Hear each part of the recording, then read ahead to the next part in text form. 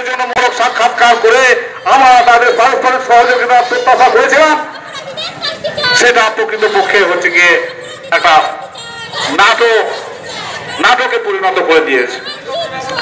তাদের বন্ধ করতে হবে, এটাই আমাদের শপথ, এটাই আমাদের কামনা। যাই হোক, এবার এরপরে আমাদের অনেক বক্তা আছে, তাদের কাছে আমার মাইক্রোফোন তুলে দিচ্ছি। তারপরে পরে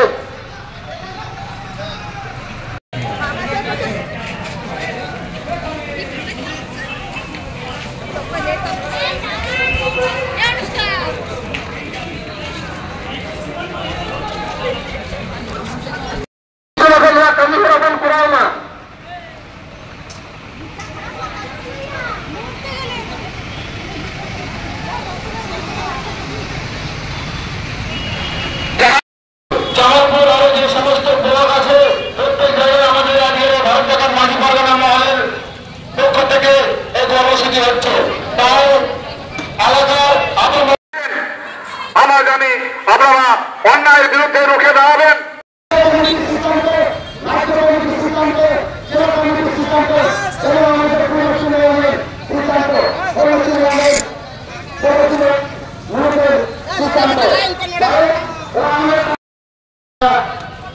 আর্থিকর কাণ্ড তথা পূর্ব বর্ধমান জেলার এক আদিবাসী মহিলা এক তরুণীকে নিঃশঙ্কভাবে খুন করা হয়েছে, তারই প্রতিবাদে আজকে আমরা এই পূর্বস্থলী ১ নম্বর ব্লক কমিটির পক্ষ থেকে আমরা আজকে কর্মসূচিতে সামিল হয়েছি।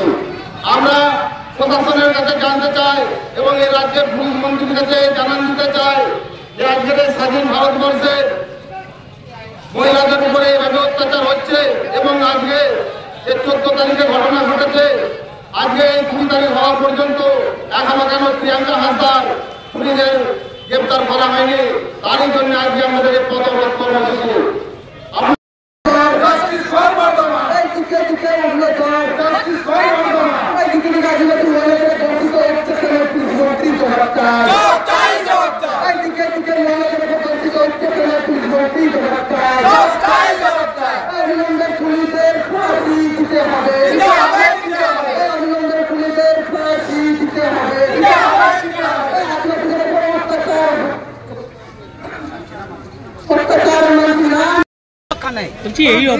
এই অবরোধ কতক্ষণ ধরে চলবে? এটা আপনাদের 2 ঘন্টা চলবে। 9টার থেকে 9:15 থেকে শুরু করে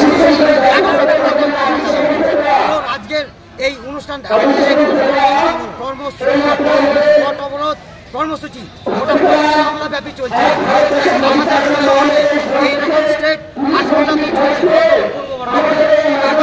দেখা যাচ্ছে প্রতিবাদ জানাচ্ছেন রাস্তা অবরোধ করে, কি বলবেন?